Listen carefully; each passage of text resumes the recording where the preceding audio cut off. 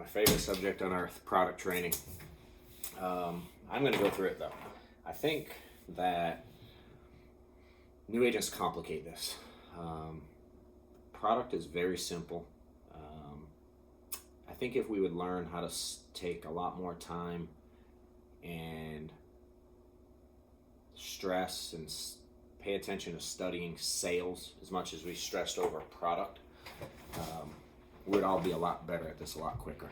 And this comes from a guy who I didn't know what diabetes was when we started, much less if they'd be eligible for it.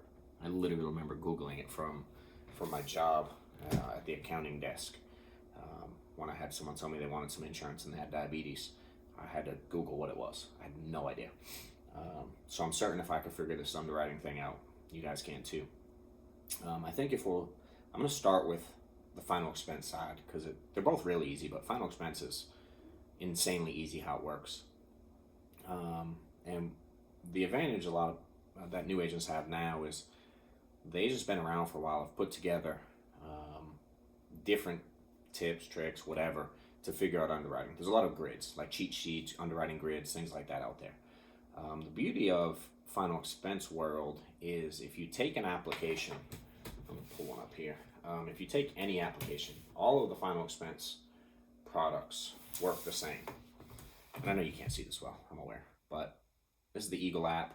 It's whatever it is, 11 questions. There's some ABC questions in between. But if you take Eagle Premier, for instance, if they answer yes to any of them, they're not eligible. You don't have to know one thing about anything on earth. All you have to do is literally just read the question. If they say yes to any of them, they're not eligible.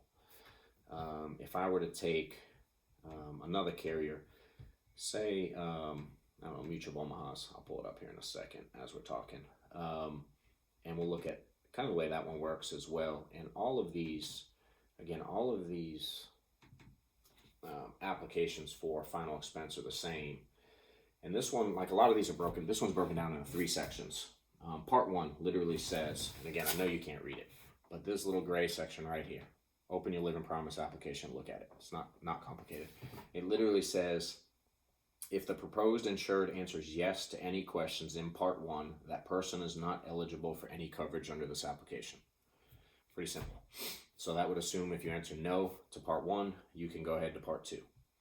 Part 2, again, same part, same concept. The top, it's grayed out, literally says part 2, if the proposed insured answers yes to any question in part 2, that person is eligible only for the graded product.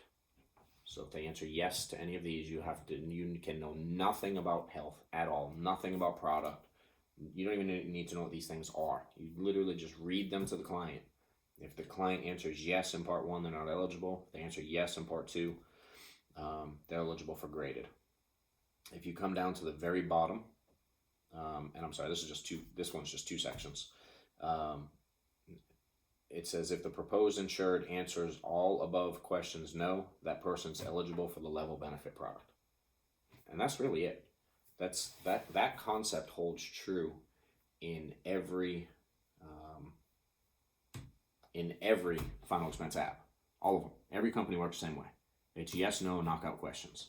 The only catch to it is if a medication trumps an answer.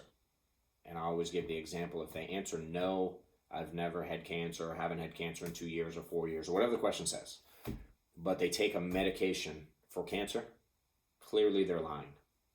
Does that make sense? That's the only way that a question, so it has to be truthful questions. They can't just answer no and they get it. It has to be, so if they verify through either MIB or prescription check that the questions aren't accurate, of course, then they won't be eligible. So you certainly do have to dig a little bit and make sure that they're not lying to you and figure out health history and just dig a little bit there.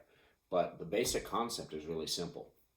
What I always tell people to do, and I have one here, is to check out these underwriting grids. This is just one, same thing. Carriers at the top, health questions along the side, whether or not they're eligible in the middle. And we all have them. Every agency, if you're in ours or any other one across the country, they all have them. And the same concept here. I'll give you an example. Let's see one I want to look at that's kind of unique. COPD, for instance. COPD question, they have COPD. If you don't know if they're eligible, kind of go down to the C, look up COPD. and it'll tell you here, okay for Ultra Protector 2. It says yes. All the other ones say no, and then of course trans, same thing, it says standard. So what you can do is here, if you want to start here, instead of reading every application, you can start with a grid, get an idea of what it says, and then the next thing you should do is pull up the application. And if you're doing e-apps, just pull up a paper one prior to, like I have them saved on my laptop. Just pull it up prior to, just so you can read the health questions before you get into pricing and before you get into e-app. It's irrelevant if they're not eligible. So I always say start with the grid.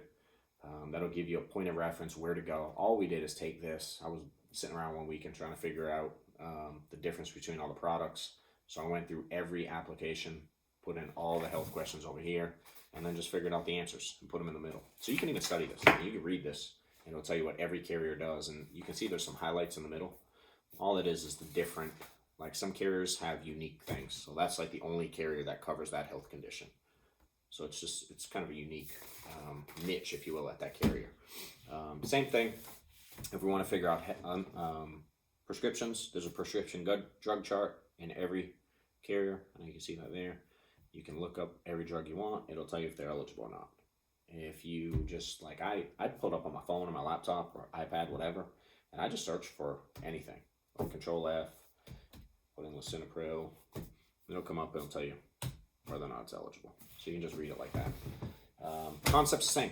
Again, across the board. Every carrier works the exact same way. Knockout questions. Some of them are broken down into sections. Some aren't. Some have one section. If they answer yes at all, it's no. If they answer yes here, it might be graded or modified, whatever it is. Again, Final Expense World is easy.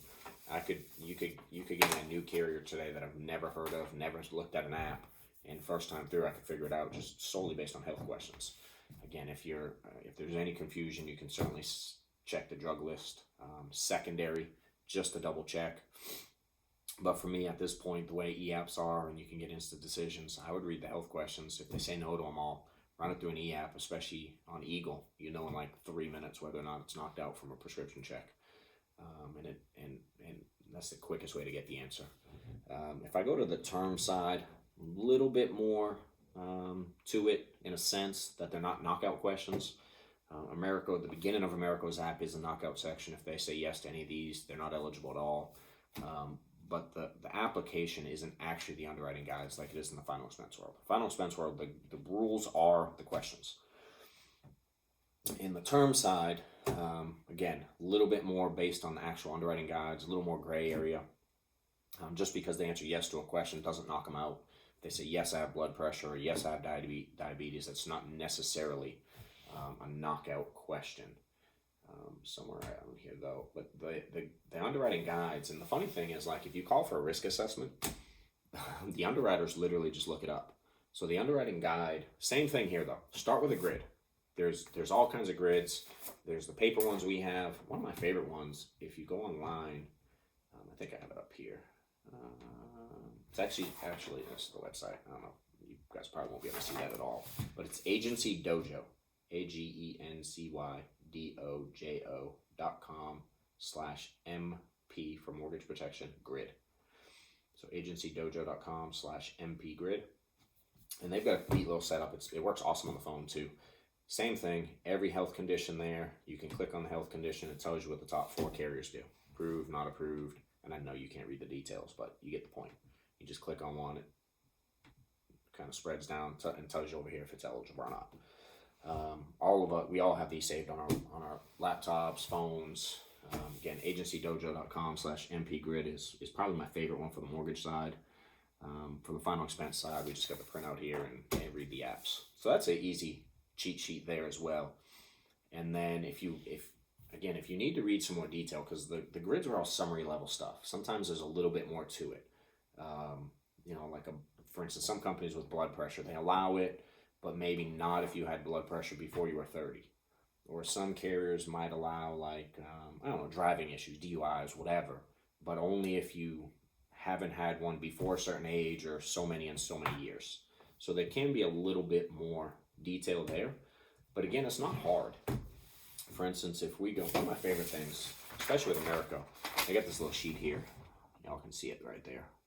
these health issues here, whatever they are, there's a little list. It's right in the guide. Home mortgage series underwriting, as you can see at the top. If you have any of those, whatever there are, 20-something things, you're automatically not eligible. So I always just kept this with me. If they had any of that, I didn't even look at H&S. It's pointless. But if you want to know something specific, like, let me look up. Luffles called me today. You're on video, bud. Ulcerative colitis. And I didn't know the answer off the top of my head. Let's see, colitis. And I have no idea. I'm literally doing this. That's disability. So, yeah. And this one, typical underwriting, does not qualify. Pretty simple. And I didn't know it. I had no idea. I told him I didn't know it when he called. I'm like, I'd have to look in the guide, but I don't have it with me. Just check it out. And there are certain, again, everything health-wise, they're literally in alphabetical order. You can pull them up. I do Control F is what I just did. Search it on laptop. Height and weight is in here, so you can, if whatever the height and weight is, you can check it. This is like the playbook. It's the rules. It tells you whether or not they're eligible. So again, you don't have to know any of this stuff, but if you get in there and using our inventory sheets that we all use for the in-home, if you document their health stuff, and I just start with the worst thing. Common sense tells you what's the worst, typically. But if not, you can just look them up. And again, of course, when you're new, you can call any of us. We all have agent hotlines with every agency. We all have an agent hotline. Like ours rings, I think, 8 people at once. If you're unsure, if I hired you, you call me directly. We all help with that part. So again, when you're in a house, if you're unsure, can't find it, can't figure it out, just call. But again, this to understand underwriting is more so to understand the concept than it is to feel like you ever have to memorize every single health issue or every medication known to man. Again, I've been doing it 6 years and I didn't know, and I've seen colitis like 50 times, and I don't remember because I know I can look it up. So I feel like I'm better off knowing where to find information than feeling like I need to actually know it all. What I really wanted to, again, study more was how to sell, what to say, what questions to ask. So I'll give you some basics. Like Kilomet always taught us for health stuff, the basics. Have you ever had any heart attack, cancer, strokes? I like to ask diabetes because I've run into it where they're on insulin. That's a big knockout for term stuff typically. COPD, I started asking that. Or any major organ issues, any major medications, major surgeries, anything major health-wise going on. I would always ask that stuff first, and that would give me a good baseline. And then, of course, we could go over to questions and grids and stuff like that. Medications, obviously, check them. If you don't understand meds, which there's 9 zillion medications, and every week it's like they have new ones, different brands of the same medication, they just have different names or generic brands or name brands, whatever. I just Google them. There's a couple apps that people use, but I just plug it in on the phone. Any medication, stick it on Google, and it'll right away tell you what the med's for. Some medications are used for multiple purposes. So I just ask the client, hey, do you take this for this issue, or that issue? And after a little while, doing this for a few months, you become kind of like a pharmacist, where you know the most common things and what they're for. Again, a good amount of people are on the same meds. Your common blood pressure, diabetes, cholesterol meds, stomach meds, things like that, and anxiety meds. About every other client's on the same one. So you get used to those pretty quick. But again, general concept stuff, underwriting, final expense, application is the underwriting. Check your prescription guides, check your questions. And then on the term side, again, check your grid, either one, paper or the website one. And then from there, you can pull up the actual underwriting guide and look it up. If the carriers are open when you're in the field or in a house, just call them and do a risk assessment. They'll all help. And then if you're unsure, just call your manager or agent hotline. I'd say agent hotline first, manager second. And that's really it. Pretty simple there. So again, any questions, reach out to us.